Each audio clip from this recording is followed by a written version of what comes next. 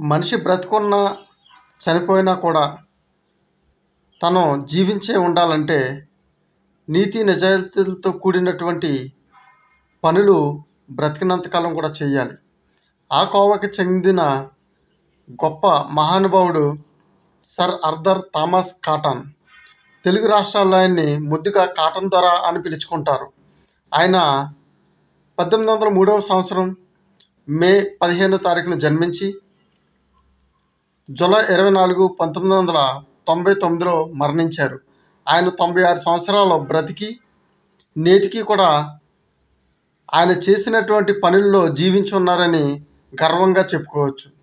ఆయన నిర్మించినటువంటి ధవళేశ్వరం బ్యారేజ్ 1850లో నిర్మించి ఆ బ్యారేజీని ఆయన పేరున రీనేమ్ చేయడానికి 1970లో గవర్నమెంట్ అధికారం తీసుకుంది.